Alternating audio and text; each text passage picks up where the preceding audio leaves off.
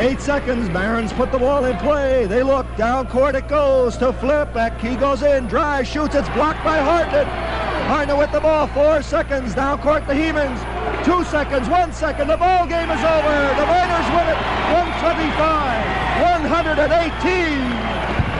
125-118 for the Scranton Miners. A great victory for the Scranton Miners here in Scranton Town this evening, and one which I truthfully feel will serve to carry the Miners to some real exciting contests in the future weeks.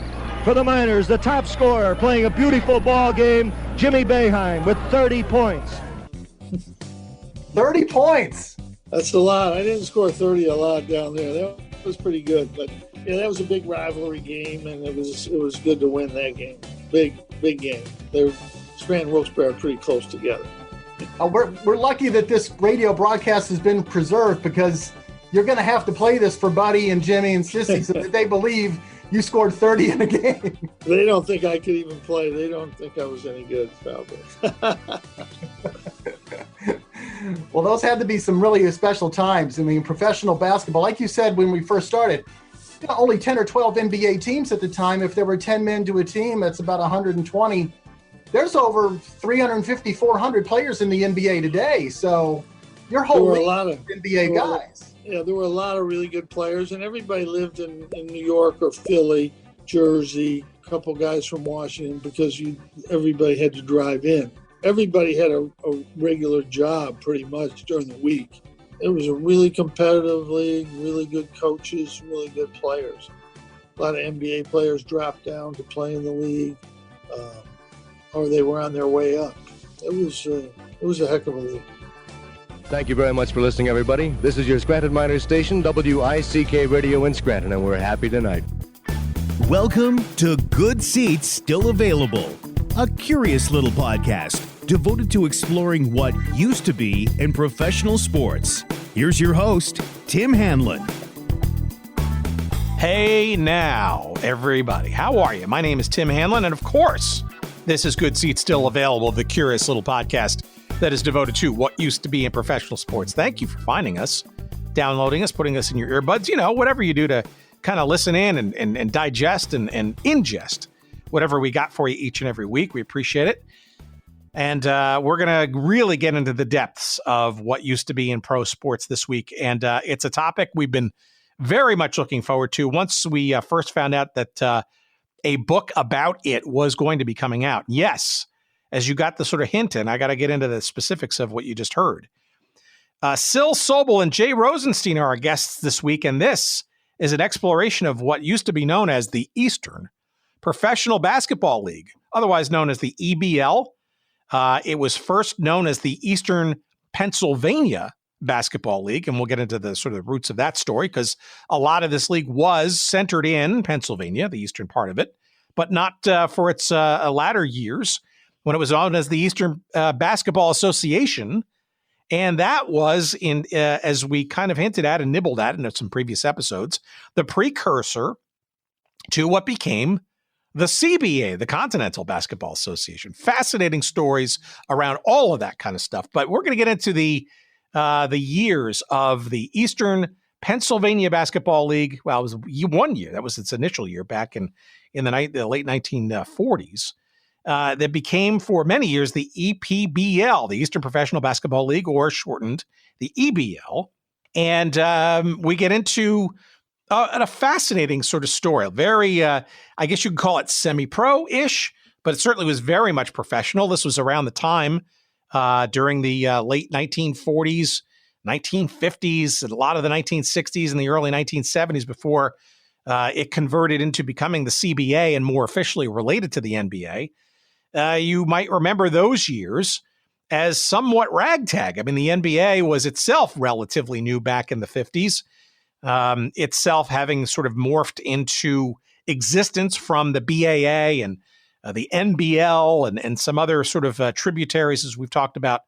The ABL, which sort of came and went for a couple of years, was all part of that mix. But this, I guess you would call it a minor league, the EBL, was very unofficially part of that landscape. And we'll talk about with Messrs. Sobel and Rosenstein in a few minutes, some of the relationships, ill-fitting, non-formal, but certainly related. And a lot of the players and the people that sort of made up this league, very much a sort of a hard hat kind of lunch pail kind of deal.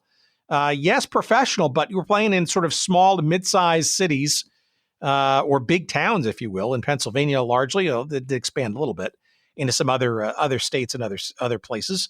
But weekend play, I mean, it was not uncommon, frankly, for folks to have real daytime jobs during the week and then literally gas up the car or maybe even a van and trek into 2, maybe 3 cities during a weekend or an extended weekend and play, and then back to the grind that next Monday morning. And in that clip that you heard, Jim Boeheim, legendary coach of the Syracuse Orange, and you know how that pains me to say that as a Georgetown Hoya fan and undergrad. By the way, quick note, Syl Sobel and Jay Rosenstein are also Georgetown grads, 1977, a little older than me. It's very rare when I can say that, but you must understand that here we are in this conversation. We're going to have 3 Georgetown fans kind of talking about the legendary Jim Boeheim, and you know how difficult that's got to be for us, but I digress. But let's start with that clip. Mike Waters is the Syracuse Post-Standard /Syracuse.com sports writer /editor /producer of this great clip that you can find on YouTube. It was just published in February. That's, of course, Jim Boeheim remembering a game that was found by a Syracuse grad who just happened to stumble across some reel-to-reel recordings of some old Scranton Miners games, Scranton being one of the major and long-lasting teams in the Eastern Professional Basketball League, at an estate sale of all places, which, by the way, gives us hope that there's lots of other great archival stuff still out there in the vast attics and basements of America across a whole bunch of things, hopefully in leagues and teams and stuff that we love to relish. And it was a clip from a game of the Scranton Miners that Jim Boeheim played for against the Wilkes-Barre Barons from February 4th, 1968 on WICK radio in Scranton. And that is literally a clip from the game and some of Jim's remembrances of that process. And we get into a whole bunch of that. That is just a mere snippet of the life and times of this very interesting and seminal, frankly, and oft overlooked league. And that's our conversation this week with Syl Sobel and Jay Rosenstein as we talk about the Eastern Professional Basketball League and its contributions to the founding, the running, the success of the NBA. The ABA shows up for a bunch of years. The CBA, of course, got its start from this ragtag EBL.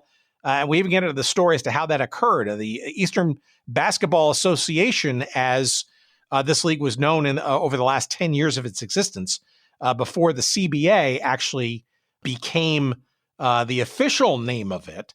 Let's see, the CBA became, the Eastern Basketball Association started in 1970. That was a rebrand.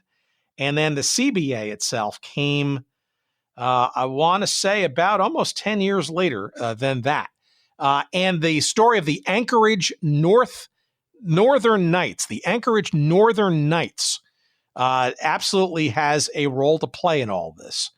And that was the last year of the EBA that they joined in 1977-78. And the year after that is when the CBA started. So stay tuned for that.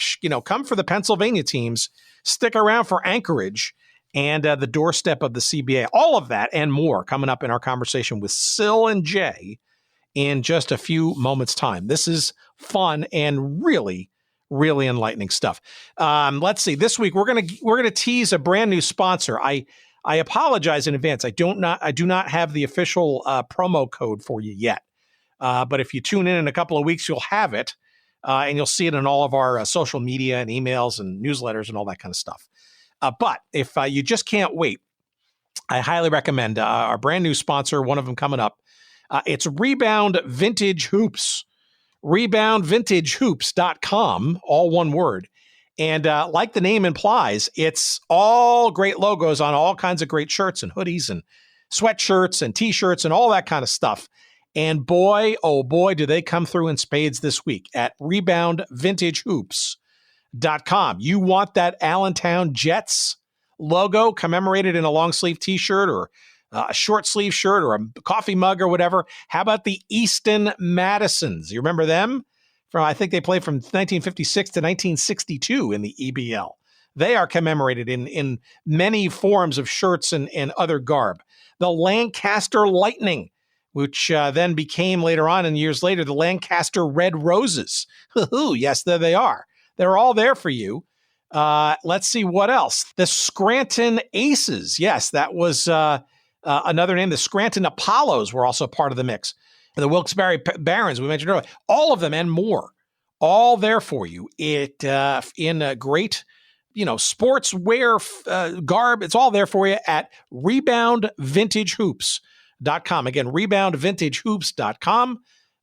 And again, we apologize. We don't yet have the promo code, but we will certainly pass it on to you. And we thank our pal Kevin Schultz for allowing us to bring them to you and timely so for this conversation about the Eastern Professional Basketball League. Let's get into it now, shall we? Here's our conversation with fellow Hoyas, Syl Sobel and Jay Rosenstein. Here's our conversation from last week.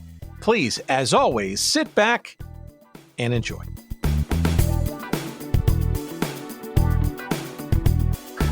I was just, as a setup, so fair disclosure, I went to Georgetown undergrad, right? So I have this, at least. So did we. So did we. You did not. Yes, we we did. Come on, really? Class of 77 for both of us. Both of us. I'm class of 77. I did not. Hoyas next, buddy. Holy mackerel. All right. What year were you? Class 88. What? Class of 88. 88. Cool. Wow. I talk about a double word score. I did not know that. That's hard to believe. There you go. Wow. What are the odds? So, all right, I guess you guys could relate then, because I'm watching the college hoops tournament, and I continue to marvel. I mean, after years and years of, just hatred, I guess, of course, of Syracuse and Jim Boeheim, learning, as a Hoya fan and arguably long suffering over the last number of years. Although, we had a pretty good, we overachieved certainly this year. Great but I look at Jim Boeheim, right, as a great entree to our conversation, because this is one of the guys that you highlight in this awesome book.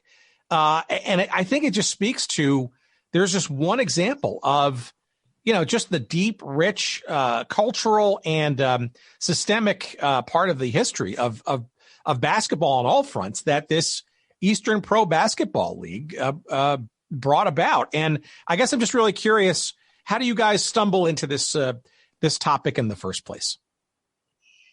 I'll kick it off. Well, Jay and I grew up in Scranton, Pennsylvania, which suddenly is really on the map. And the Eastern League had a team in Scranton the whole time we were there. And we were little guys. We were maybe 7, 8 years old. And, we went to our first Eastern League basketball games with our parents and just totally fell in love with it. I mean, we loved everything about it. We're in what's a high school gym now, the Scranton Catholic Youth Center. We're watching these really good big guys play basketball.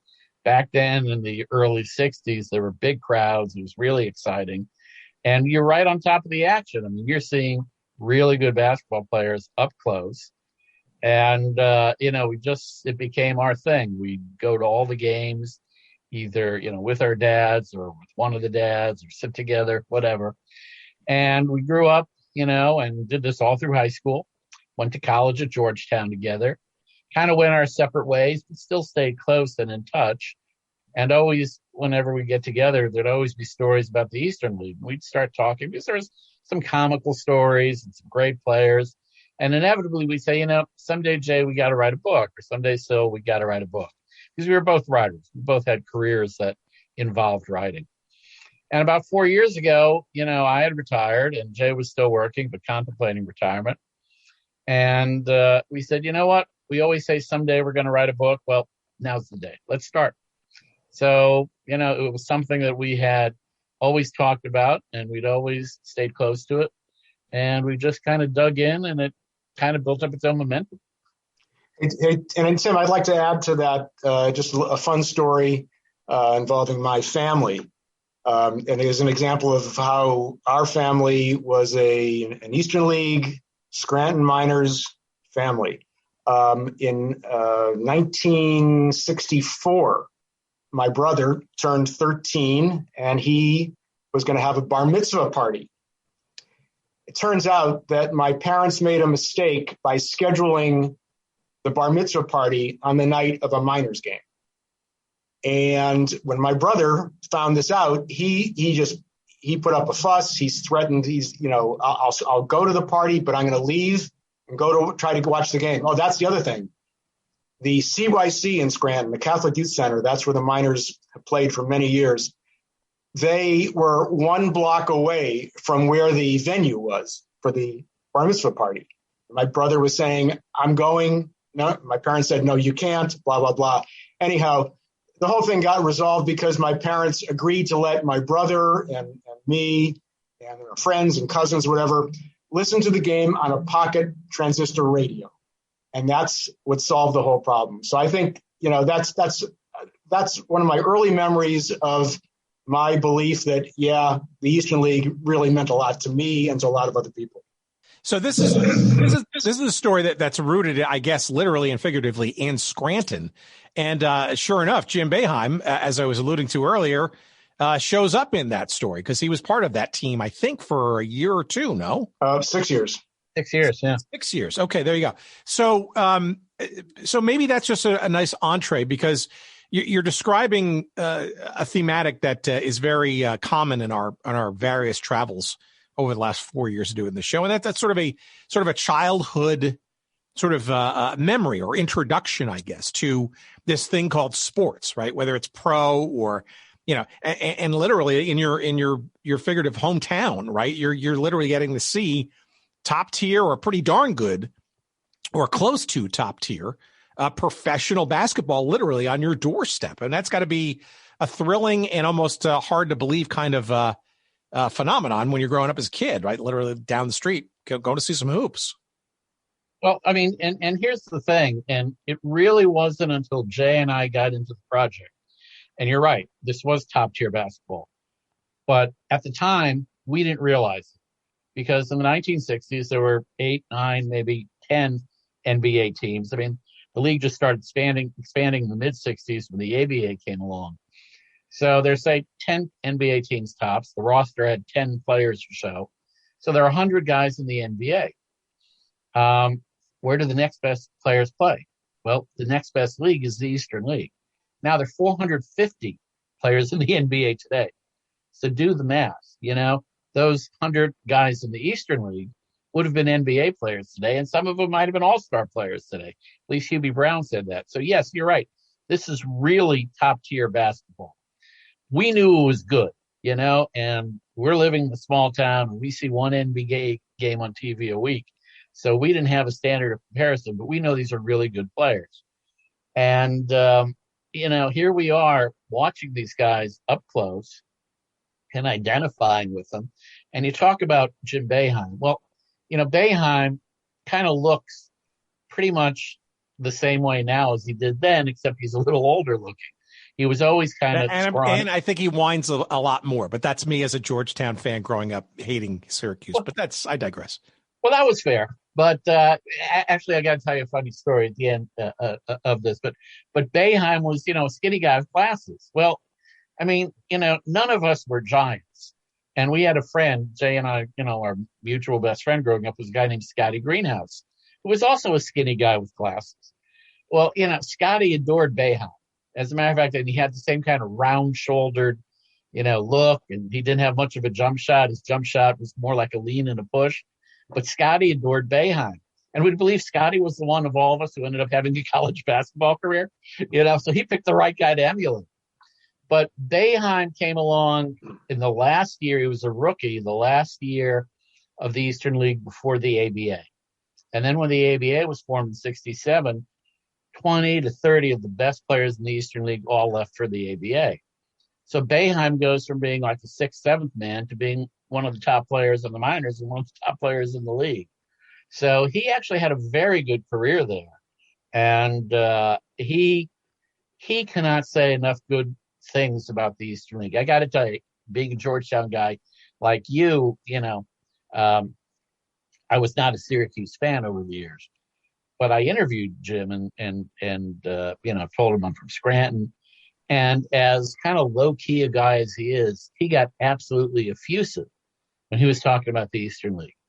It was clearly a great experience in his life. He loved playing in it, loved the fans, loved the whole experience, loved being a 23-year-old kid who was, a graduate assistant coach at Syracuse, commuting down to Scranton for the games and driving back up, to Syracuse to get there and get 3 hours of sleep before he'd start his graduate courses and teaching and student teaching or whatever and coaching.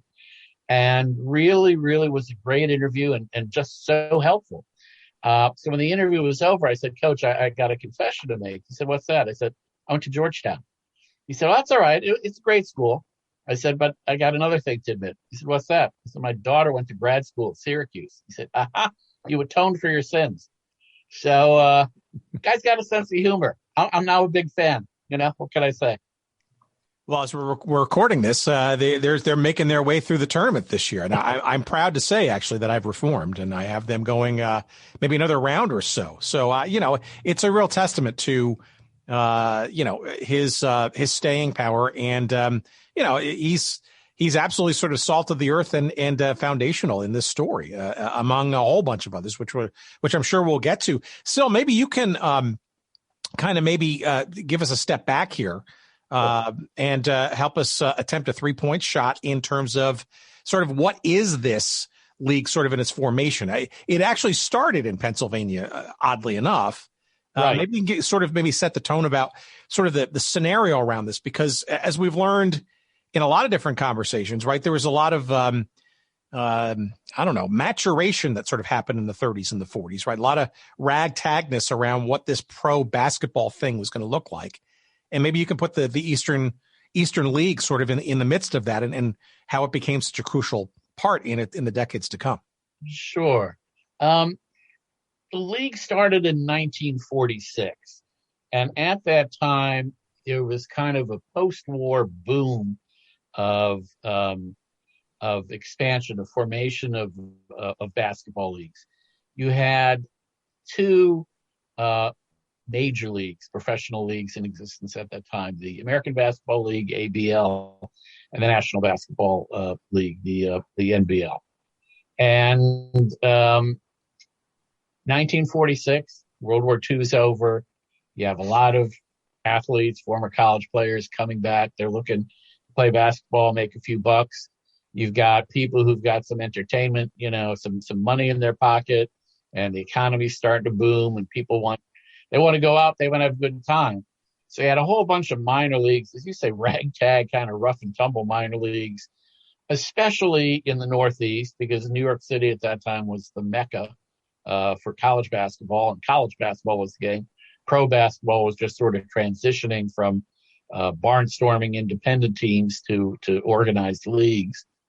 And a group of like entrepreneurs and minor league team owners in Pennsylvania, they're in, so some of those rough and tumble semi-pro leagues, and they'd like something a little more professional.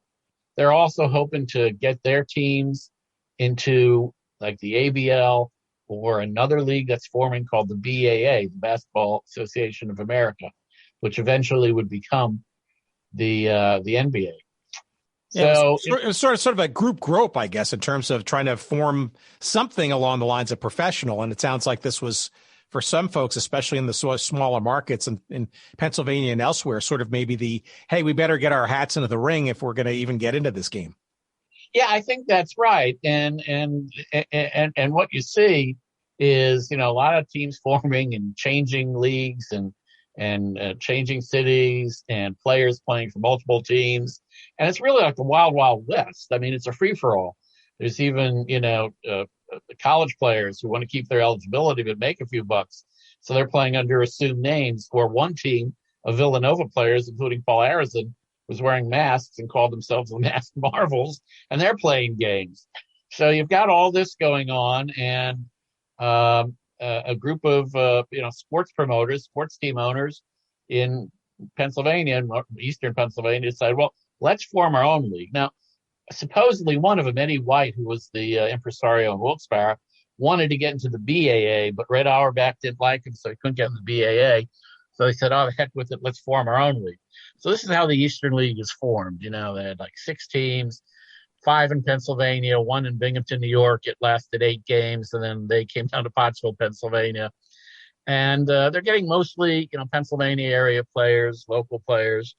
And funny thing is, after the first year, the 2 teams who played in the championship game, Wilkes-Barre and Lancaster, both jumped to the ABL, the American Basketball League. So this is kind of, playing itself out through the late 40s. And in 49, the BAA and NBL merged to form what's the NBA. So that cuts a number of professional teams. That kind of trims some of the poorer franchises out of there. And that frees up some really good players. And now the Eastern League gets its first shot of really talented players around 49 to 50, as some of the former teams who didn't make it through the merger now are kind of letting their players go, and players are looking for good places to play. So that, gets us into the 1950s. The league has got a little more clout. You've got stars like Jack McCluskey and Jack Ramsey, played for Sunbury, and were known as Sunbury's pair of Jacks. Both of them had great coaching careers. McCluskey became a GM in the NBA for the Detroit Pistons of Isaiah Thomas. So the league is starting to elevate, and now that gets us into the mid or early 50s, around 52, 53. And Jay, why don't you take over, because now the league goes through another transition? Sure, thanks, Syl. Well, in 1951, police in New York were alerted to some gangsters, gamblers, whatever you would call it, making bribes to college players to fix games. And the result of that was more than 30 college players, including many of the best players in the country. They were arrested on charges of illegal gambling. These were mostly young players, good kids, but they were poor, maybe immature. Many of them went to prison, jail for a while, and all actually end up being banned from the NBA for life, not just for a year, but for life. These 30 or so players were having to, go the rest of their career without playing in the NBA. And what that meant for the Eastern League was that an opportunity to get those banned players into their league. Initially, in the Eastern League, they didn't want to take the players banned by the NBA, but pretty soon they decided, let's bring them in, especially the ones with the NBA quality, and get some attendance up and so on. And I'd just like to mention the amazingly great players who, you haven't heard of as being NBA because they were banned. So the amazingly great players who did enter the Eastern League in that time. I'll try to go through them quickly, but there's a player by the name of Sherman White. Does that ring a bell with you? Sure. Oh, okay, great. Yeah, well, Sherman White was the best player in the country back in 1950, 51. He's definitely headed for stardom in the NBA. He needed 77 more points to set an all-time scoring record. And then this thing happened. So that was not to be. He ended up joining the Eastern League and immediately became a top star. Sherman White played in the Eastern League for about 10 years. Another guy who, this is a different kind of gambling situation, a guy named Jack Molinas. I imagine you know who he is. Of course. Yep. a great scorer out of Columbia, a genius, as many people have said, an amazing brain. He graduated from Columbia, started in the NBA with the Fort Wayne Pistons. He was named to the All-Star team as a rookie, and but he was quickly barred from the NBA for betting on 10 Fort Wayne Pistons games. He didn't bet against them. He said, he was betting in favor of them. The NBA did not want to believe that. And so this Jack Molinas also banned from the NBA, and he had a great career in the Eastern League. And another person, and I guess I'm sure you probably know this name, Bill Spivey. Oh, of course, probably the most. Yeah, of course. Yeah. So Bill Spivey, 7'4" All-American out of Kentucky. Two teammates accused him of gambling, and Spivey said all along, I never did it, and he was never convicted of any wrongdoing. Passed 2 lie detector tests.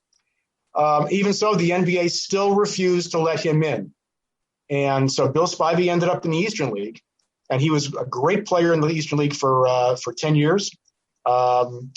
And just a couple more names, and I'll let you go because I know that we have a lot to mention. But I think you'll know these same players.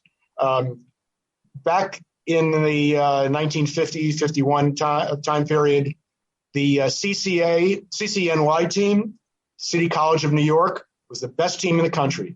Yeah, they were a college powerhouse in the day. Exactly. They won the 1950 NIT and NCAA tournaments. That's when the NIT tournament was the main one. And they had great players. A guy named Eddie Roman, who's a center. Floyd Lane, who's a smooth guard out of New York. And Ed Warner, an All-American forward. These 3 players should have been in the NBA, banned by the NBA. They went to the Eastern League. Floyd Lane had probably the best career among those 3. And the other ones I just mentioned would be 2 other players who played with Bill Spivey at Kentucky. Ralph Beard, he's an All-American guard, and he played in the NBA. Alex Groza is the other person I was going to mention. He also played in the NBA. Then, as a result of those 1951 scandals, they were banned by the NBA. So, So what this also did was give the Eastern League a great opportunity to get super players, good guys, and it put them, definitely is the closest thing to the NBA. Well, in the midst of that, though, that's so. But it's by no means just a quote unquote reclamation project for these players, right? I mean, this is relatively top tier, and I'm guessing that as the BAA and the NBL and the remnants of the ABL kind of all sort of come together to form what ultimately becomes the NBA, this EBL is kind of, is still out there and showing some quality play, but I'm guessing that most of the spotlight, I guess, from the national professional side of things is kind of going towards this new NBA thing. And where does that leave the EBL and maybe not so great with maybe some of that tarnish, or does that not have an effect, or is that just does that fade into the background? The EBL at that time is an acknowledged minor league. I mean, it's a weekend league. It's not, a full-time league playing, full week schedule. So it's acknowledged as a minor league. It is well known in basketball circles. Players who are up in the NBA on their way down, particularly if they're located somewhere on the Eastern Seaboard, they're going to end up playing a few games in the Eastern League or going back and forth up and down between the Eastern League and the NBA. So you've got the Eastern League, you've got a few other professional leagues that are kind of popping up in the Midwest and the West Coast. They kind of come and go. And then, of course, you've got AAU basketball. AAU basketball was still going on in the 50s. And it was legit, but, the Eastern League is the acknowledged top-tier minor league in the country. the NBA is still struggling, at this time in the early 50s. That's an important point. Keep going, but that's lost on a lot of people. That's the formational years, right? It is not what it is today. I mean, for example, in the 50s, the best basketball team in the world was the Harlem Globetrotters. They weren't just entertainers. They weren't just showmen. They were really good basketball players who, because of the color line, which we'll talk about, soon, in the NBA, they didn't have any other professional opportunities. So they played on basically a barnstorming team, the Globetrotters, playing their foil, the team that traveled with them. But in the late 40s or in the 40s, there were also tournaments where they were playing NBA teams and beating them. In fact, when they lose games to NBA teams, people said it was because Abe Saperstein, the Globetrotters owner, didn't want to offend the NBA. He wanted to get his team in the NBA at some point, so he didn't want to keep embarrassing them. But the NBA got off the ground because Abe Saperstein and Eddie Gottlieb, who was the owner of Philadelphia and one of the giants in the NBA's founding, were good friends. And Saperstein agreed to play exhibition games as kind of the warm-up to NBA games. So you go to Madison Square Garden and you get a banner, Harlem Globetrotters playing. Second game, Philadelphia Warriors versus New York Knickerbockers. People would come to see the Globetrotters play and maybe or maybe not stick around for the NBA game. So, this is NBA basketball in its early years. It's not really a big-time thing. It's not maybe until George Mikan, and the Minneapolis Lakers start getting good. You're getting into the mid-50s, late 50s. The league starts picking up some stature. But the Eastern League is a step behind, and in terms of competitive quality, particularly once the gamblers, the guys implicated in the gambling scandal, the fixers as they were called, joined the league. You had Sherman White, you had Jack Molinas, you had Bill Spivey, who would have been the center between Mikan and Wilt. Bill Spivey was, as Jay said, 7'3", 7'4", whatever, big guy, could shoot, could move. He would have been the great center of the 1950s, but he's playing in Scranton and Wilkes-Barre. So you've got really talented players there, but they're playing on a pretty small scale. And within the basketball community, certainly well respected and well known. But the important part of this story is that they're really ours. The Eastern League teams belong to the people of Scranton, they belong to the people of Easton, the people of Allentown, and these cities really fall in love with these teams.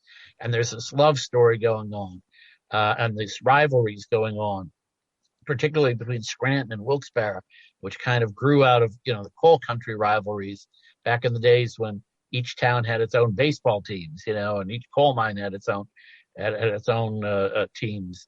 So you had all these little rivalries going on in these small towns, and it was an intimate thing. Yeah, why don't we talk about that? So give us a sense of sort of what these games were like, where they're played, how big or how small the audiences were, how integrated into the fabric of these communities. I mean, you're mentioning kind of weekend-ish kind of play. I mean, are these folks living and domiciling in those markets? Are they kind of, vagabonding their way in and out? And give us sort of some days in the life here of what this is like, especially in the 50s and maybe early 60s as things are starting to gel all around them, I guess, too. Well, yeah, I think to me, it goes back to, fans in small towns, very, rabid boosters of these hometowns, highly vocal. Affordably priced, I'm assuming, as well. Yes. Also, I don't know if Syl mentioned this, these gyms were usually, at least in the 50s, 40s, 50s, and maybe early 60s, smoky gyms. There were no restrictions on smoking, and there was a lot of smoking done in those games. You would see men in, nice black or blue coats. I mean, and suits, coats, whatever. They stepped up to come to the Eastern League game, by dressing up. What else? It's just I'll tell you something else that Sylvan and I did. After Eastern League games, the players would go in, they'd shower, come out, and they'd mingle with each other. A lot of these guys knew each other. These players were very, very receptive to talking to a kid. I've talked to many, many, many times to players after games, and it's just like, oh my God, these guys are amazing athletes, and I'm sitting next to them. So that's kind of part of my memories. So what do you have on that? Well, some of them did stay in the town. So I can remember Bill Spivey lived in Scranton, and right. he started a business he had a construction company. Most of them did not. It was a commuter league, and most of the players, like I say, the league started. There was kind of an evolution.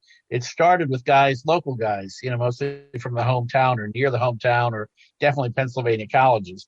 Then when the NBL broke up and you had more good players, you started getting a whole Philadelphia contingent following Stan Novak. Stan Novak was a great player at Penn, who became a player coach in Sunbury, and he started bringing his buddies from Philadelphia up. You had Novak, Jerry Rulo, Ramsey, McCloskey. So you had the whole Philadelphia group, and they carpool. Stan Novak had this great carpool over the years that included some great Philadelphia players. Novak was a longtime coach, basically coached for the whole lifespan of the Eastern League before going on to be a scout with his buddy McCluskey for Detroit. Then when the guys from the Fixers came in, they were mostly New York City oriented. So you had New York City carpools. And I mean, the stories are told, and they're absolutely true, about players, kind of meeting someplace in New York or at King of Prussia Mall outside of Philadelphia and saying, all right, who's going to Scranton? You go in that car. Who's going to Allentown? You go in that car. Who's going to Trenton? You go to that car. And you'd be riding in the car with players from the other team. God help you if there was a fight, and there are often fights in the Eastern League. I don't know what happened on those ways home sometimes when you had opponents getting in the same car together. But, so these guys, they're driving to games, and, it's a vagabond kind of lifestyle. They work, a full-time job back in their home city. Sometimes those games are late, and sometimes, it's winter, and you're driving back roads in Pennsylvania. You get stuck in snowstorms. There were some horrific stories of some of the storms these guys had to drive through, and they're driving through the night. They're getting back first thing in the morning. So, you kind of had that going on. These guys, they were gym rats. They loved playing. They'd do anything to play. And some of them did harbor dreams of getting up to the NBA. But, back then, an NBA player is making $7,000 in the 50s, certainly $7,000 for a season. The guys in the Eastern League are making maybe $100, $150 if it's a real good player, $200 a game for a 28-game season, and then hopefully they'll get in the playoffs and make a little more. But you add that to them having a full-time job as a teacher or coach or salesperson or whatever. They're making decent money, so they weren't taking that huge financial hit. And career-wise, probably getting ahead by not being a fringe player in the NBA and playing instead in the Eastern League, picking up some money on the weekend and starting their careers. So it was an interesting existence, certainly during, like I said, the first 10, 15 years of the Eastern League. Things started changing in the 60s, but during the formative years, that kind of had that real, there was a pioneering spirit to it. Tim, you go ahead. Tim? Yeah, go ahead. Yeah, hi. While we're talking about driving, there's an interesting story about a guy named Bill Green. I don't know if that name rings a bell with you. That one does not. Okay. Well, Bill Green was the top draft pick of the Celtics in 1963. He was I think he was about 6'8", big guy, tough guy. Could have played in the NBA, but he never did, and he never did for one reason. He had a fear of flying. he was a tremendous player, All-American at Colorado State. In addition to being drafted by the Celtics, he was drafted by the Boston Red Sox and the Dallas Cowboys. He was an amazing player, but in his senior year of college, he was on a terrible flight going back after a game, going back to Colorado. He was quoted as saying the plane was out of control. There was baggage flying everywhere. People are praying, all that stuff. He had a second situation like that, a tough flight. And he just said, I can't do this. I am never going to fly again. Celtics brought him to training camp. They, what was I going to say? They offered professional help to see if they could, clean him of these issues he's got. And he would not. He said, no, I can't do it. And he never played in the NBA. He played for 8 seasons in the Eastern League, mostly with Wilkes-Barre and Scranton. Really a solid player. And yeah, he was. I think Stan Pavlik, who said that even the players he was on his team, they were scared of him. He had that look, and he was a tough guy. But anyhow, that's I think a really interesting story.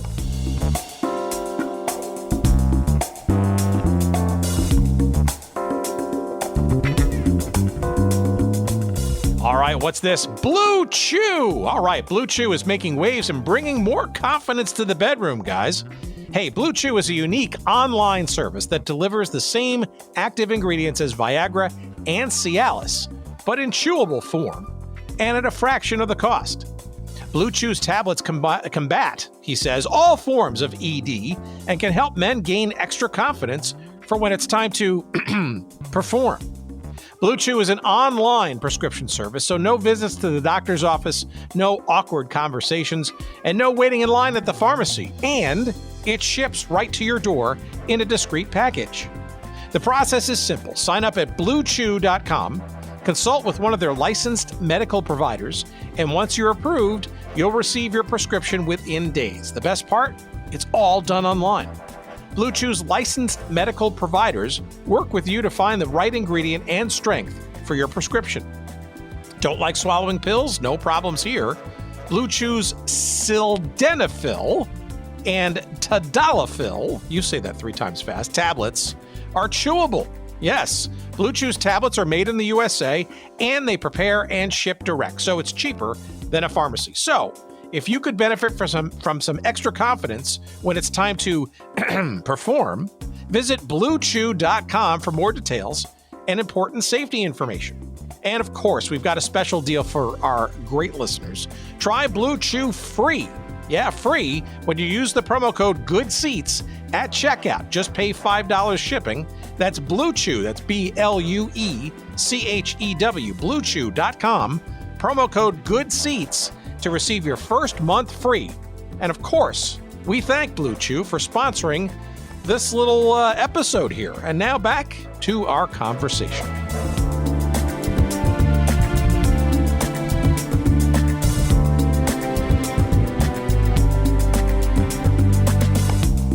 Explain to me then, though, the dynamic of these players, and I also want to get maybe to the ownership too, maybe and the towns and where the cities that they're playing in. Because all the while, right, in the 50s and the 60s, there are a number of situations, I guess, sort of on the top tier pro level, right? The formation of the NBA from the 2 or 2.5 tributaries that sort of created that. In the early 60s, you have Abe Saperstein with the American Basketball League and the 3-point scoring line and that kind of stuff. And then by 1967, of course, we all know the ABA was starting to get off the ground too. So there was, plus this NBA was starting to solidify at least somewhat, right, with some major, rooting and thing in places like New York and Boston and the like. So I guess what I'm trying to get a sense is what's going on in the mindset of the players and the owners and the fans around this Eastern League. While these professional endeavors, top tier professional endeavors, shall we say, are really starting to kind of at least make some gallant attempts at making this professional basketball thing, much more major league than it was. I got to think that there's plenty of folks in the Eastern League that are looking at that going, either I don't necessarily want to be a part of that for whatever reason, because I can make a decent living, or I don't have fear of flying or whatever, or maybe I need to be setting my sights for this bigger show that's sort of finally coming into fruition. There's a lot there, Tim. Let me try to pick some of it apart, and then Jay can jump in too. What you've got right now, right now being the 50s, are players who see basketball possibly as a career, but more likely something they just really enjoy doing and competing. And financially, particularly if you've got a family, not necessarily something that you can hang your hat on. So really top players, yes, they're really trying to make it into the NBA. But those fringe players, those bubble players, they got a choice. They can hang around, make some money, be a professional basketball player. Or if they've got kids and, a career, it kind of makes sense for them, or at least for some of them, to just, like I say, play weekends and stay in the Eastern League. But that's for some players. For other players who would really like the opportunity and have the ability to play in the Eastern League, in the NBA, the Eastern League is kind of all that's open to them because of race. Because what you also have going on in the 50s is very limited opportunities, an unwritten quota. Most former players and observers, officials would say that unwritten quota going on in the NBA of at first 1 and maybe 2 or 3 African American players per team. So you had a lot of great players who today would be NBA All-Stars, who didn't have the opportunity to make it into the NBA because of race. The NBA broke the color barrier in 1950, right? Chuck Cooper, Sweetwater Clifton, Earl Lloyd, and then later Hank Pizzoni joined the league. The Eastern League had 3 or 4 African American players its first few seasons. Then there was no African American players for a couple of years. Then when the guys involved in the gambling scandal came in, a large number of African American players, and that just continued, so that by the late 1950s, early 60s, the Eastern League, if not predominantly black, was certainly 50-50. It was mixed. The Eastern League had its first all-black starting lineup in the 1955-56 season.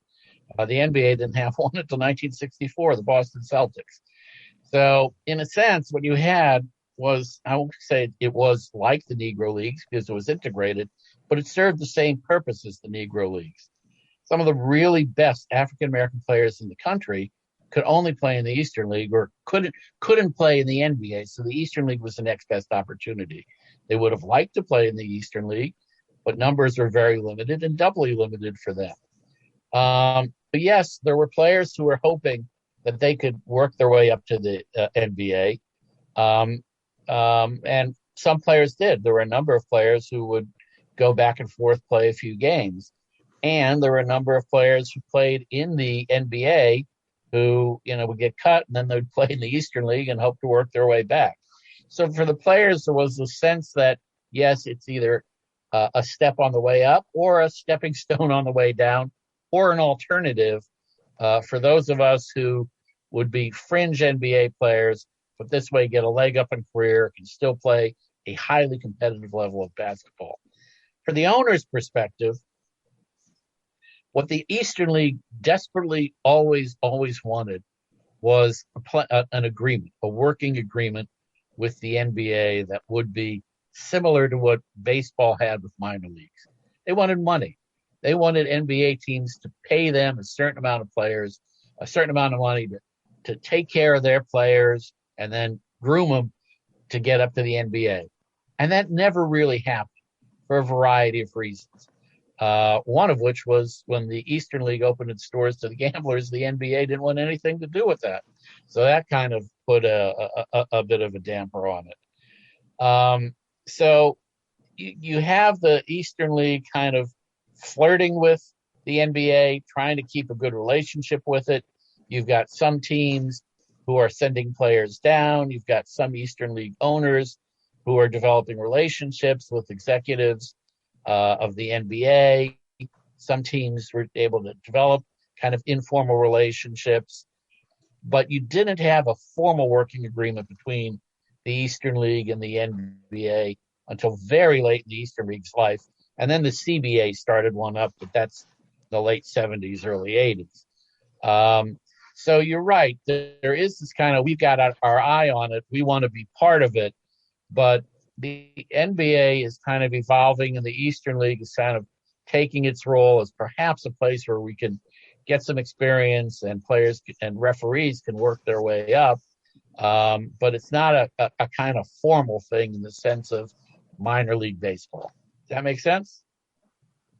Sure. So it seems to me that any relationship between the NBA and maybe later with the ABA and all that was enormously informal, if at all, with relation to players moving up, moving down, moving sideways. Right. It really was. And in fact, the NBA took advantage of the Eastern League. They would sign players, and certainly the ABA did too. And then the Eastern League would say, well, we've got rights to these guys. And the NBA would kind of laugh at them, at their contract, and just sign the players and, not pay the Eastern League owners for their rights. So it was, it was there. It was scrapping. It was trying to get its seat at the table. But it never really did get that recognition during most of its lifetime. So yeah, that's correct. It's kind of informal.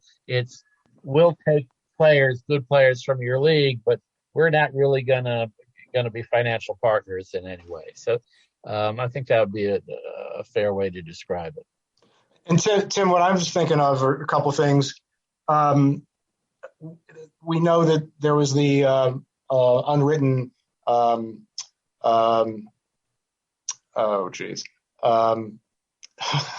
So what's the word? The quota, unwritten quota on black players. In addition with that, the NBA teams felt that the black players weren't playing the right way. They were, too loose, too fast, and many of the NBA teams stuck with the big colleges. They did not recruit from the historical black college teams, and that was their loss that the Eastern League was able to benefit from, bringing in players like Cleo Hill, and who else? Wade Bellamy from Florida A&M University. Great players who could definitely have played in the NBA, but wasn't for them. Yeah, and the other thing going on in the NBA, the kind of players that they took, certainly for most of the 1950s, the African American players who were allowed into the NBA were role players. The owners did not want African American players who were going to be stars. As Jay said, Cleo Hill's the classic example. They didn't want their scorers to be African American players. African American players were expected to rebound, play defense, run the floor, and feed the white guys who did the scoring. So you had some great players who were natural scorers, and I love this name, Hal King Lear. You ever hear of King Lear? Not sure. Shakespeare. No, yeah, sure, of course. Famous Temple right? University, great scorer. The guy scored 50 or more points like a dozen times in the Eastern League. He was awesome. But he was a scorer. So he played at Temple. His backcourt mate at Temple, Guy Rogers, who was a great playmaker and great point guard. Now, he had an NBA career because he was a playmaker. King Lear was a scorer. Wasn't any room for him in the NBA in the mid-1950s. Okay? So he became one of the great scorers in the Eastern League. Wally Choice from Indiana, another one. Lear played 4 games in the NBA. Wally Choice played, I don't think he played any. Got another guy, Stacey Arsenault, New York City high school legend, played 8 games. Richie Gaines, Seton Hall All-American, tough as nails, a Charles Barkley type player, little shorter, 6'3", 230, 240. Tough guy. Great player in the Eastern League. Tommy Hemans. The list goes on and on. These are great African-American players who would be NBA stars today, all-time greats in the NBA today. Didn't have a chance to play in the Eastern League. Were they embittered? Some were. Hal Lear wasn't. He ended up going into a management training program for the city of Philadelphia, had a great professional career, made money. He said he ended up making more money playing weekends in the Eastern League and on barnstorming teams, plus his professional career, than he would have in the NBA at the time. So, it was a difficult time. One other guy who, you think of as a coach, but John Chaney. John Chaney was a terrific player in the Eastern League. He was a great ball handler. He played for the Harlem Globetrotters. He was a magician with the basketball. He was lightning fast, and he played the way he coaches, in your face all the time. He was chest to chest, and he was proud of his defense. Loved playing defense. Loved getting stops, and he was a terrific, scrappy player in the Eastern League. Hubie Brown, who played in the Eastern League, said Chaney would have been a 10-year NBA player. We don't know. We didn't see these guys play. People aren't aware of how good they were, and they're playing in Scranton and Wilkes-Barre and Trenton and Allentown and Camden and Wilmington. And what a privilege we had as kids to see these great players play. And now we realize it. At the time, we didn't realize what great talent we were seeing literally, 5 feet in front of us, because these are small gyms for the most part. You look back on it. The one thing that came across when we were interviewing these guys is just how grateful they were that someone was finally telling their story, that people were finally going to find out how good they were as players. And, in the case of some of them, the opportunities that they were denied.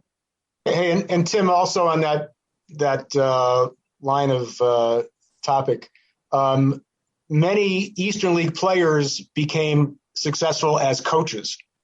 They learned a lot, and amazingly, I'll give you some examples. Bob Weiss, an NBA coach for many teams. Hubie Brown, who Syl just mentioned, great Hall of Fame coach for the Atlanta Hawks, Knicks.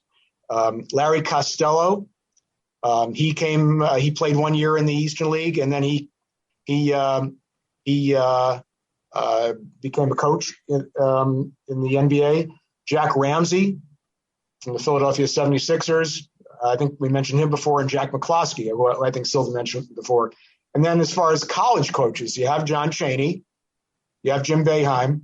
Another one who was a great coach, he only played a couple of years in the Eastern League, but George Raveling, terrific coach at University of Washington and Villanova guy. George Blaney, he was he coached head coach at Holy Cross and Seton Hall, and he was the assistant coach at UConn, and a bunch of others. So these players learned a lot in the Eastern League, and they're definitely succeeded. Give me a sense of what happens to the league once the ABA comes onto the scene in '67 or so, because it seems to me that has some kind of inflection that radiates onto the Eastern League. It's now the second, if you will, major professional top tier hoops league in the country. It's obviously, one of the arguably the whole decade to follow is just full of challenger leagues. And Lord knows we've had great conversations with our pal Dennis Murphy, who was sort of instrumental in getting that set up and stuff. But it had to be, I won't call it maybe a shot across the bow, but it certainly probably had to make the Eastern League kind of perhaps rethink its role, maybe, now that here it was this sort of second audacious pro league to kind of just shoot up out of nowhere along with the NBA? Well, the ABA was really the beginning of the end for the old Eastern League. because somewhere close to 30 players left the Eastern League in its first two seasons in 67 and 68 after the ABA was formed. I'm sorry, before you go further, was it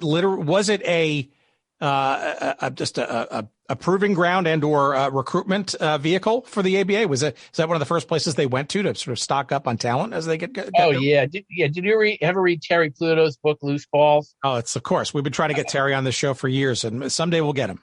That describes what it was like. They were going everywhere looking for players. But one of the places they looked was the Eastern League.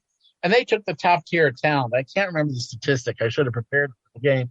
But I think, the 10 guys on the all Eastern League team at the end of the 1966-67 season, 8 of them ended up in the ABA in 67 with some big time, at least promised paychecks, right? Well, yeah, certainly better than what they're making in the Eastern League. But that was the thing. The money, again, now it's just starting to become decent money. It's not what we're looking at today. I couldn't put a figure on it, but I doubt these guys are making more than 10, 15,000 a season. Even then, in the mid 60s, possibly 20, but no more than that to play in the ABA. But you had, top tier players. Like I say, I think 8 of the all East, 8 of the 10 guys in the All Eastern League team bolted for the ABA. And they became some of the ABA's early stars. Laverne Jelly Tart, Hank Whitney, Larry Jones. These were top players. Walter Simon became a great scorer in the ABA. But for a lot of players, that next tier of players, there were a bunch more who stayed in the Eastern League. Now, let me mention a couple.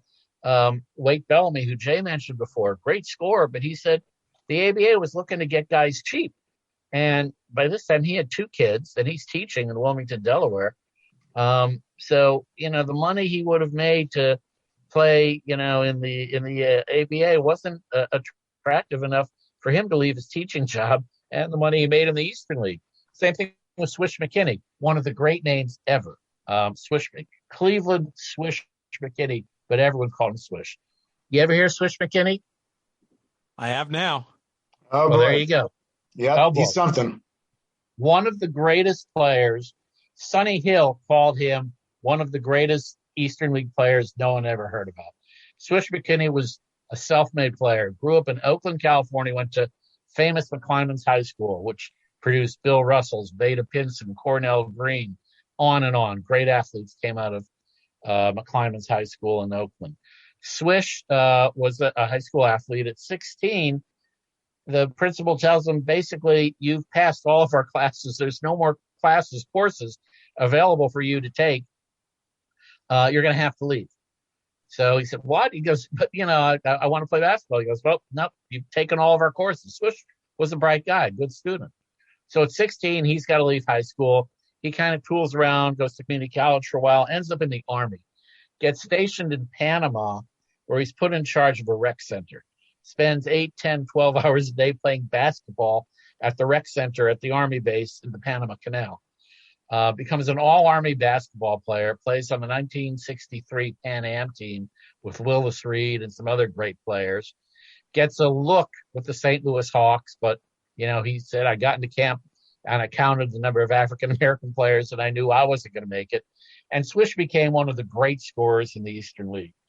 And as George Blaney said, you go through life with the name like Swish, you got to be able to back it up. And the thing about him is he did. He was just a great shooter, great scorer. So, these guys stay because they've got a good thing going in the Eastern League and they've got careers. Swish ended up with Binghamton working for IBM and ended up having a very successful career as an IT specialist, computer science, and he taught computer sciences at a junior college. So, some of them stayed, some of them went after the money. But what happened, you really lost that top tier of NBA level talent for the most part was gone. You still had a lot of good players left in the Eastern League. You still had competitive games, but that top tier, those really, really great players, they're now playing professionally either in the NBA or the ABA, because now the NBA is starting to expand too. You know, they're going from 12 to 17 teams. So now you got 20-some teams, you know, so now the talent pool isn't as deep as it was for the Eastern League. The thing that was going on, the interesting thing, though, is that style of play that we loved in the Eastern League, that above the rim, real fast, kind of not a lot of D, you know, 152, 146 final score games. That style and the three-point play, the three-pointer, all that is now in the ABA. The ABA picked up that style of basketball that was being played in the Eastern League. And now you've got TV, people watching games on TV. So between losing the top tier of players, between the availability of games on TV, and, you know, we're now in the late 60s, early 70s, you've got an economic recession that's clobbering the small towns in the Rust Belt. You don't have a lot of money for entertainment. Attendance is going down. The Eastern League starts fading, and the fade is fairly rapid. By the mid-70s, you're down to like 4 teams one year, and it looked like the Eastern League was going to fold. They were able to expand, add some teams. Well, they even changed the name of the league, too. They became an association. I'm wondering if that was the beginnings of harboring some kind of, I don't know, at least consciousness or understanding that if they were going to continue, even maybe in a, I don't know, perhaps official someday minor league capacity, that they would have to kind of, I don't know, up their game somehow in terms of structure and coordination and locations. And I don't know, I'm projecting. No, you're right, because the whole idea of changing to the Eastern Basketball Association was to create a parallel to the American Basketball Association and the National Basketball Association. That was the thinking behind it at the time. And they are still. So wait a minute, I'm sorry. So you're saying that at least in name and maybe in assumption that they were trying to maybe kind of at least frame up the idea of being in perhaps an equal third league? Not an equal third league, a minor league. Okay, fair enough. A minor league. They never aspired to be an equal third league. All they wanted was to get that working agreement. They wanted to be a minor league system in the same way that baseball had a minor league system. So that was the kind of parallel in name that they were trying to get. But you know, again, the NBA wasn't interested in anything like that. And neither was the ABA, brand new to the scene. No, the ABA kind of. There were some lawsuits between the ABA and the Eastern League. They just signed players and didn't compensate the Eastern League for them. So there were, the early years of the ABA were, I mean, that was also kind of a Wild West situation. You had teams and ownership groups coming and going. The last thing the ABA was going to do was commit to some sort of financial arrangement for supporting a minor league. They were just lucky to keep each team afloat and get their seasons going. And the ABA was formed basically hoping that, whatever team survived someday would be able to merge with the NBA, which is what they did. Yeah. So, Oh, by the way, basketball knowledge necessarily required for being an owner in the league. And as we learned from Dennis Murphy, a lot of it was, hey, let's get these franchises sold first, and we'll figure out the rest later. Exactly. And to the extent there were Eastern League players who could, work their way up to the ABA or the NBA, great. But neither of the two major leagues felt there was any reason for them to develop some sort of financial relationship with the Eastern League. Eastern League was kind of on its own. All right, let me just let's just sort of get to sort of near the end here, and then Jay, I want to kind of maybe wrap up with you with some some notable names and or legacy kind of components of this. But I think it's important to kind of maybe sort of set the tone for, I guess, the end of what is now the EBA. Because it's important to sort of leave this on the doorstep of what ultimately it becomes in the latter part of the 70s. But it's interesting because it seems like the 70s are dominated for this league in that sort of vein of trying to become somehow more formally related to the big NBA as sort of a feeder / minor league sort of component. I think that's kind of what essentially happens by the end of the decade. But I think it's really interesting. We talked about this on email. There's an interesting story about one of the teams that comes into the mix that kind of just forces the issue. And I think it'll be obvious once you describe what that team is and why they were brought in. Yeah, we're talking about Anchorage, Alaska. And I guess it's 1975, I believe.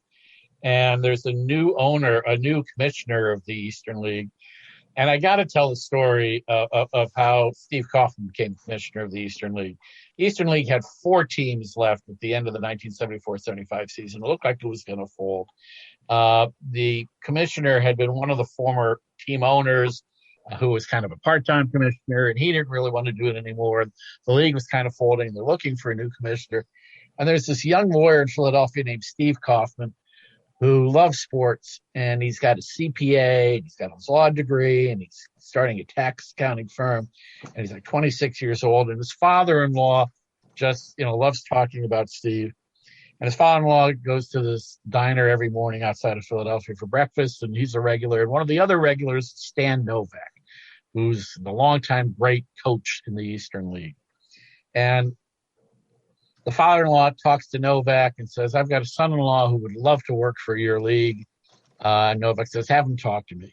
So they arrange to get together for lunch. Novak meets Kaufman. Kaufman says, I really love sports. I'd love to get a job in the Eastern League. I'll do anything. I'll keep score. You name it. And Novak looks at him and says, how'd you like to be commissioner? And Novak's thinking, Kaufman's thinking, you must be nuts. But he goes, well, I got to think about it. And then he said, I literally woke up 3 o'clock in the morning going, what do you mean think about it? Of course I got to do this. So Kaufman becomes the commissioner of the league at 26. There's no rules. There's no bylaws. There's nothing. This is all an informal seat of the pants league, all word of mouth, all handshakes. So he's trying to dress up this league, form this league. Somehow a few other teams are added. And now they're not the small Pennsylvania teams now. They're kind of going out into slightly larger cities like Springfield and Quincy, Massachusetts, and Brooklyn's got a team. And Kaufman gets a phone call one day from a guy in Anchorage, Alaska, who basically says, we got a lot of oil money up here. We love basketball. We'd like to be part of your league. So Kaufman takes it to the league owners, and all the, Pennsylvania small town owners are going, oh, wait a minute. Anchorage, Alaska? Well, Anchorage, they want to be in the league so badly that they've offered to pay travel expenses. They'll guarantee, travel expenses and expenses for making the trip. So, the league owners are still skeptical. They think, this is going to be costly someday for us if we have to travel out to Alaska. But Kaufman convinces enough of them that it'll be good in the league's long-term interest. So they allow, for the 76-77 season, they allow Anchorage into the league. And they start getting some publicity.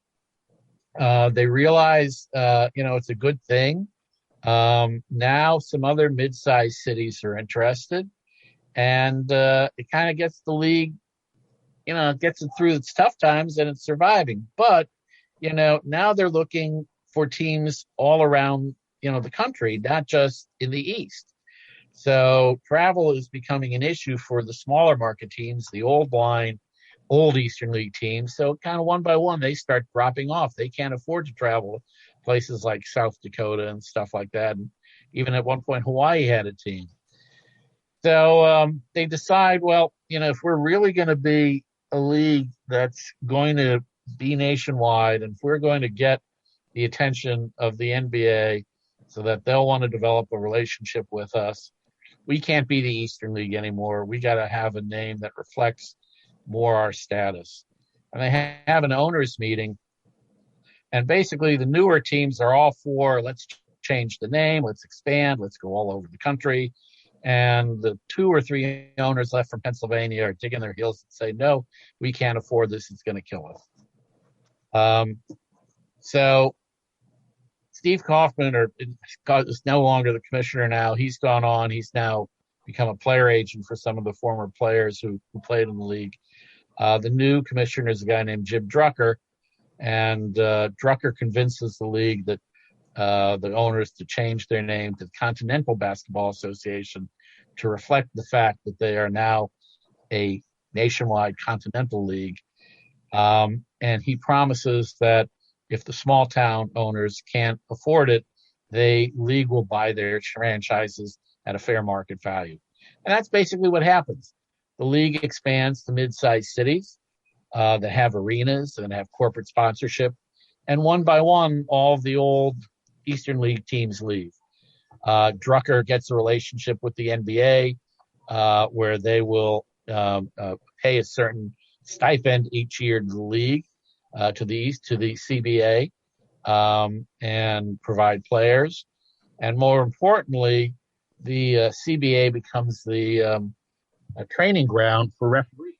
They start providing referees for the NBA. So that long-awaited, long-sought-after relationship with the NBA finally comes to fruition, but not until after the Eastern League is gone with the CBA, the Continental Basketball Association. Kind of a metamorphosis, right? In order to live, you got to die, right? And it just seems an odd way to finally get to what for years and years was sort of on the radar as a hope for this league that really kind of had some really humble origins, and almost to the end was a decidedly Eastern and almost Pennsylvanian league. It was a mom and pop league, no doubt about it. And it evolved, it developed, it stayed on in a new form, but it lost that kind of local small town character that made it distinctive and that Jay and I fell in love with when we were kids. I just can't imagine, a 5,000 mile away franchise. You're making all that long trek to play in a high school gym in Anchorage, Alaska, just to tie it together. But to me, that's fascinating. I mean, just unwittingly fascinating sort of evolution of what then became a similarly intriguing Continental Basketball Association. All right, before we sort of dial off here, Jay, maybe you can sort of give us sort of the denouement here, not of the story per se, but of sort of the lasting embers, I guess, of this league, because you guys both sort of mentioned it before, and we've talked about a number of names, legendary at those, with the coaching ranks and players that wound up playing and stuff. But it seems to me, based on what I've read in this book and what you sort of have hinted at during the course of our conversation, that there was, an absolute sort of, hagiography around this, right? Despite all the challenges of travel and the low pay and the not even minor league status, if you will, with respect to, say, the ABA or the NBA, there was just absolutely, it seems, almost to a person that was part of this league, a love and a fond reminiscence around a league maybe that didn't get its due until maybe fairly recently as we dig into this. Well, one thing that I think of is when we have spoken with players and coaches and so on, how they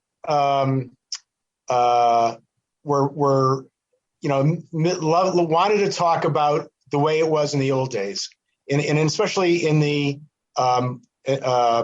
quirky things. Now, you just mentioned high school gyms off in Alaska or whatever. The Eastern League was well known for having quirky gyms.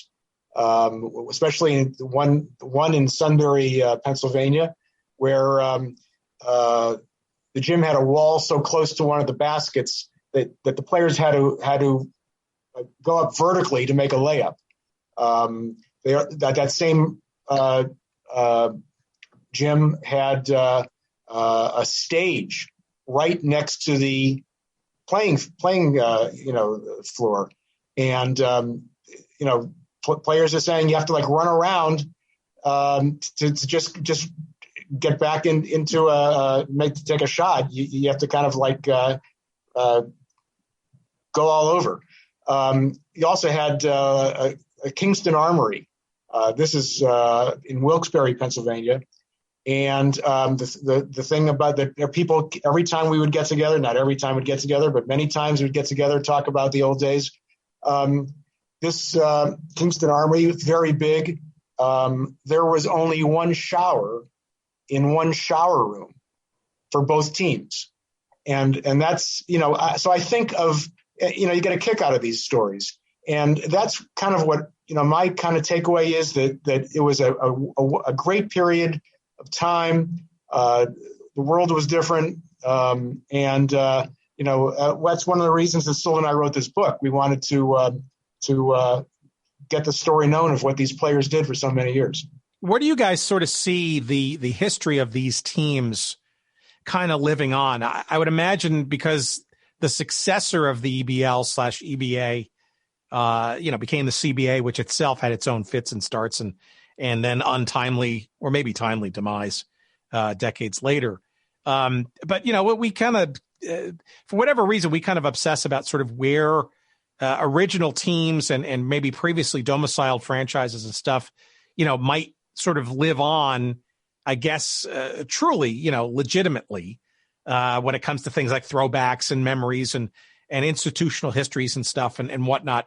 It would seem that many of these teams and a lot of the league, as we've described it, kind of maybe just sort of resides in its own little, I guess, historical cul-de-sac versus sort of being adopted or, enveloped by, say a Philadelphia 76ers, for example, or any of those kinds of things. I guess what I'm struggling to find out is, besides you guys going back and unearthing and shining a light on this, long forgotten, but arguably very contributive league to the existence of pro basketball. Where could one sort of legitimately sort of find and celebrate these histories, or are those basically just sort of cast off to the dustbins of, I don't know, the Hall of Fame and people's memories?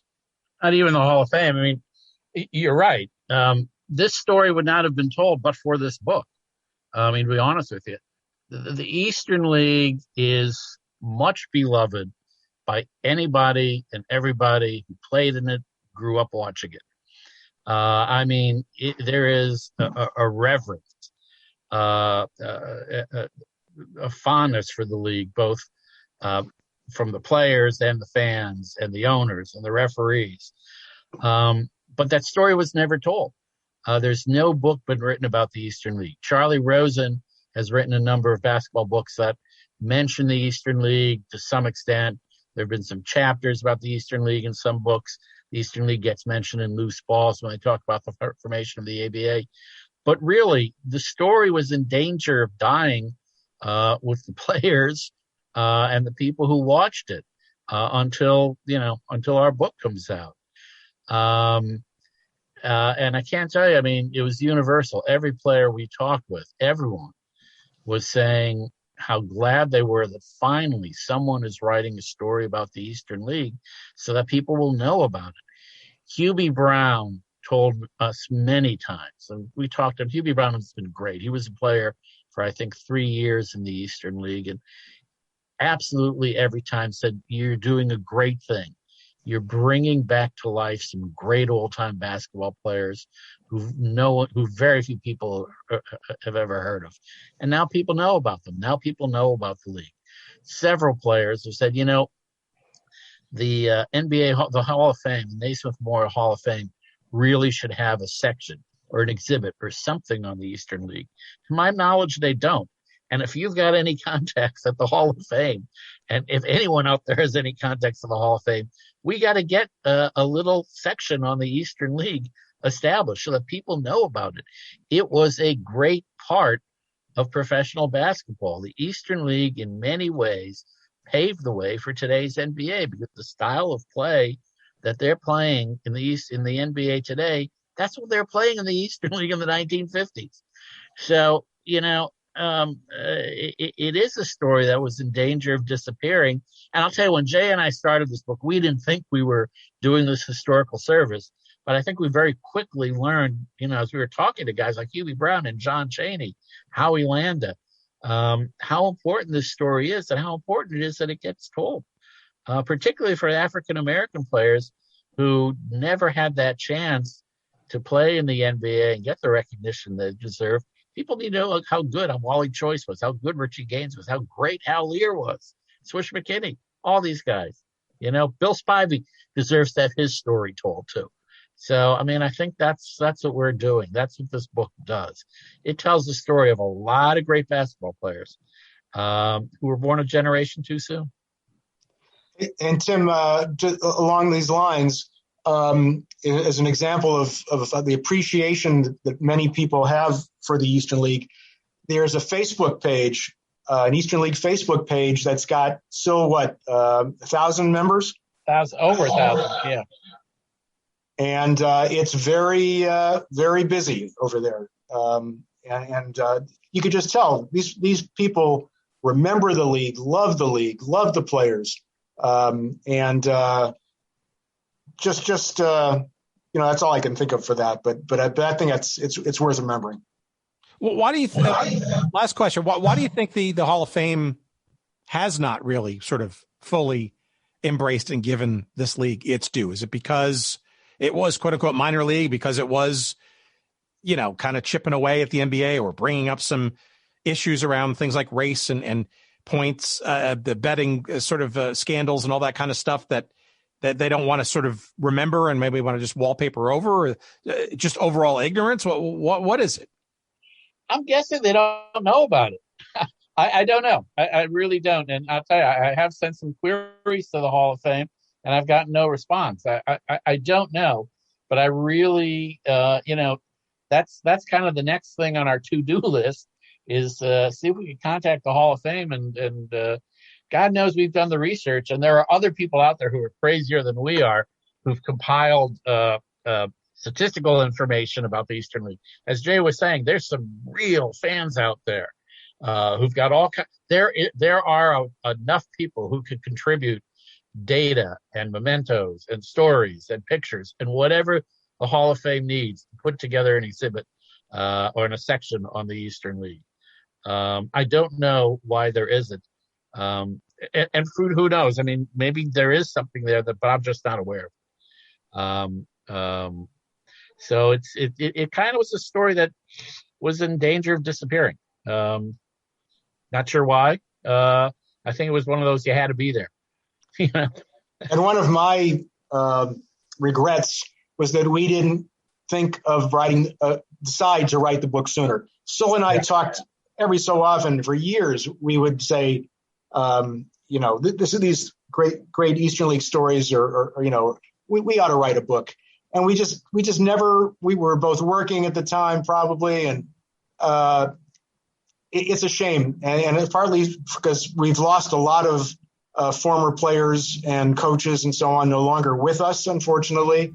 And so that to me is the thing, is that we should have done this sooner.